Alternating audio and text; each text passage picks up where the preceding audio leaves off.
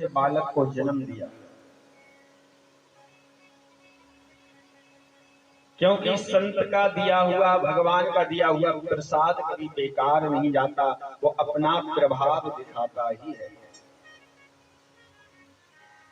आज गाय के यहां से भी पुत्र ने जन्म लिया, पूरा शरीर आदमी का है, बस जो कान है ना, ये कान गाय के जैसे है।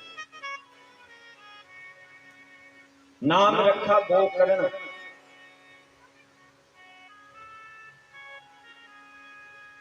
दूसरे पुत्र का नाम धुंधली ने रखा। मेरा नाम है धुंधली, तो आज से मेरे बेटे का नाम होगा धुंधकारी। मां का नाम धुंधली, तो बेटे का नाम धुंधकारी। तथा नामे तथा गुणे, जैसा नाम रखा वैसे गुण भी, लक्षण भी आने लगे। जैसा नाम हुआ वैसे लक्षण आने लगे। धीरे धीरे दोनों बच्चे बड़े होने लगे।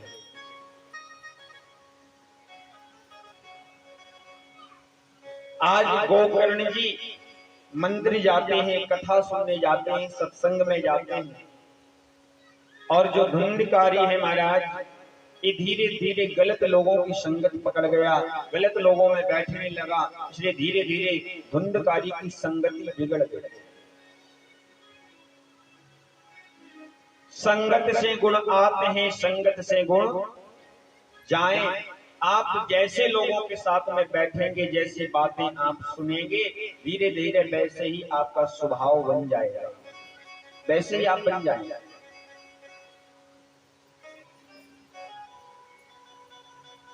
आपको कुछ ना आता हो, पर 10-20 दिन किसी जुआ खेलने वाले के साथ में रह जाओ, जो ताश खेलता हो, आपको भले कुछ नहीं आता, पर धीरे धीरे 10-12 दिन, 15 दिन, 20 दिन उसके साथ में रहोगे तो अपने आप समझ जाओगे कौन सा पत्ता है, किसको, किस पत्ते को फेंकने से क्या होता, सारा आइडिया मिल जाएगा। जैसे लोगों के बीच में रहेंगे, जैसी बातों को सुनेंगे, वैसा ही हमारा जीवन बन जाएगा। इसलिए मैं निवेदन करूं, आज के समय में संगति अपनी सुधारना बहुत आवश्यक है। यदि संगति सुधर गई तो जीवन सुधर जाएगा, और संगति बिगड़ गई तो जीवन बिगड़ जाएगा, जीवन बिगड़ जाएगा। आज गोकर्ण जी महाराज मंदिर जाते हैं, सत्संग में जाते हैं, बुजुर्ग लोगों के पास बैठते हैं, अच्छी अच्छी बातों को सुनते हैं, पर जो धुंधकारी है, आज धुंधकारी ना तो मंदिर जाता, ना सत्संग में जाता, ना कथा में जाता। आज धीरे धीरे करके महाराज धुंधकारी की संगति बिगड़ने लगी। आज धीरे धीरे करके धुंधकारी गलत मार्ग पर जाने लगा। धीरे धीरे धुंधकारी नशा करने लगा, और पिताजी का कमाया हुआ सारा धन धुंधकारी ने केवल और केवल नशे में बर्बाद कर दिया। केवल और केवल नशे में बर्बाद कर दिया। जितना धन कमा कर रखा था पिताश्री ने, आज सारा धन धुंधकारी ने केवल दारू में, शराब में और जुआ खेलने में बर्बाद कर दिया। कल आत्मदेव जी इसलिए रो रहे थे कि घर में बेटा नहीं था, और आज इसलिए रो रहे हैं कि घर में बेटा है। आज मंदिर जैसे घर को, मंदिर जैसे परिवार को, मंदिर जैसे घर को आज धुंधकारी ने नरक बना दिया। रात में महाराज शराब पीकर आता है, पिता को मारता है, अपनी मां को मारता है। सारा परिवार आज धुंधकारी से दुखी रहेगा।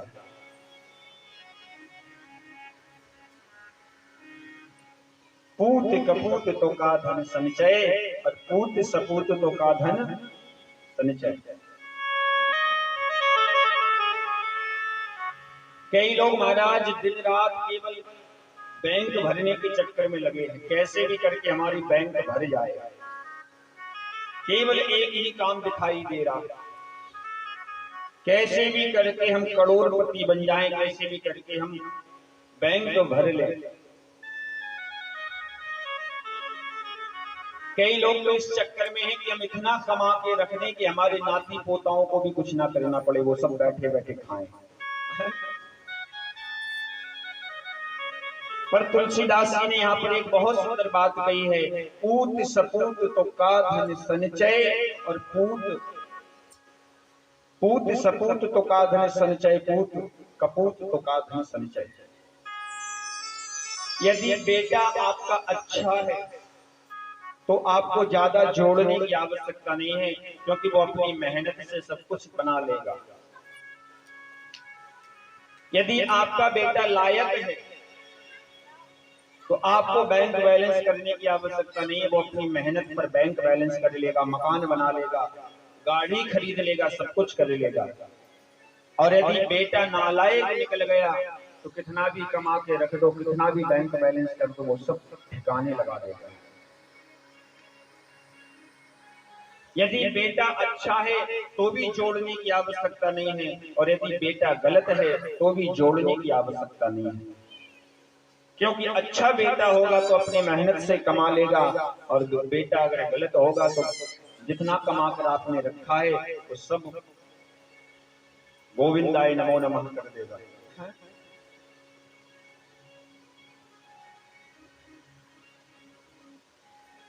एक गांव में एक बहुत बड़ा आदमी रहता था, बहुत बड़ा सेठ रहता था एक गांव में। बहुत संपत्ति थी उस सेठ के पास। एक दिन उस सेठ ने अपने मुंशी को बुलाया और मुंशी से कहा कि मुंशी जी जरा हिसाब लगाओ कि मेरे पास संपत्ति कितनी है, कितना बैंक बैलेंस मेरे पास है, जरा जोड़कर बताओ। तो उनका जो मुंशी था सेठ जी का, मुंशी ने जोड़कर हिसाब लगाकर बताया, बोले सेठ जी आपके पास इतनी संपत्ति, इतना बैंक बैलेंस आपके पास है कि आपकी 8 पीढ़ियां बैठे बैठे खा सकती हैं। आपकी 8 पीढ़ियां बैठे बैठे खा सकती हैं। अब तो महाराज वो सेठ जी ने रोना शुरू कर दिया, रोने लगे बेचारे जोर जोर से। जब सेठ जी रोने लगे तो मुंशी ने पूछा क्या बात है, आप रो रहे हैं, आपके पास इतनी संपत्ति है फिर भी रो रहे हैं। अरे आपकी 8 पीढ़ियां बैठे बैठे खा लेंगे।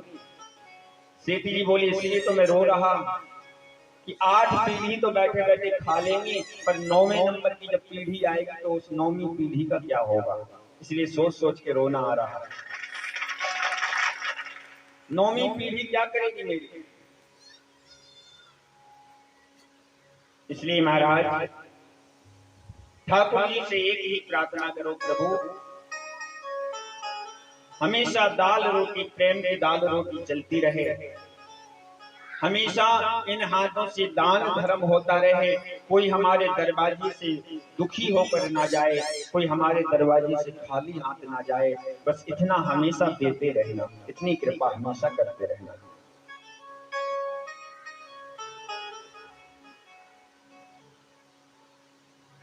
मेरा परिवार भी भूखा ना रहे, कोई साधु संत कोई अतिथि घर से भूखा ना जाए, बस इतनी कृपा जीवन में बनाए रखना, इतना कृपा करते रहना जीवन में।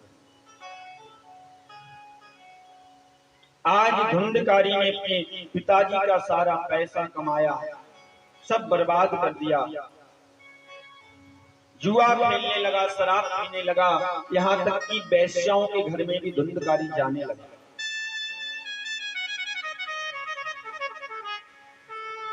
वेश्याओं के यहाँ भी धुंधकारी जाने लगा।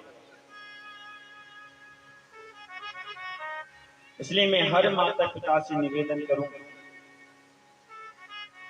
हर चीज में कमी कर देना, पर बच्चों के संस्कार में कभी कमी मत रखना।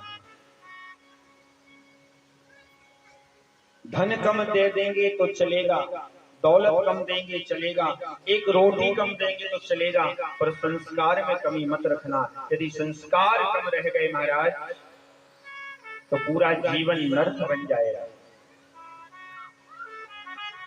आज वही लोग रास्ता भटक रहे हैं जिन्हें संस्कार नहीं मिल पाए। आज वही लोग गलत रास्ते पर जा रहे हैं जिनके माता पिता ने उन्हें राम और श्याम के बारे में नहीं बताया, अपने संतों के, अपने पूर्वजों के बारे में नहीं बताया। आज वही गलत रास्ते पर जा रहे हैं। इसलिए माता पिता का कर्तव्य है, जबरदस्ती बच्चों को मंदिर लेकर जाओ, सत्संग में, कथा में लेकर जाओ।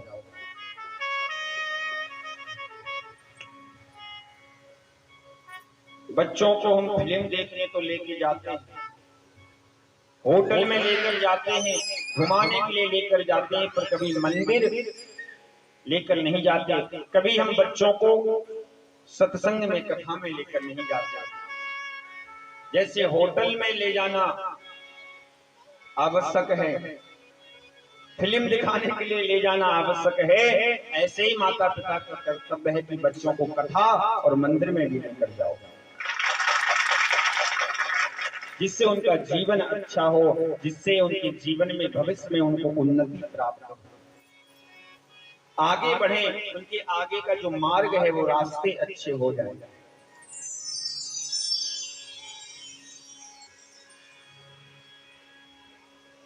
इसलिए संस्कार में कभी कोई कमी ना रखी जाए, क्योंकि संस्कार बिगड़ गए तो पूरा जीवन बिगड़ जाएगा। पल की जिंदगी एक रोज सबको जाना, बरसों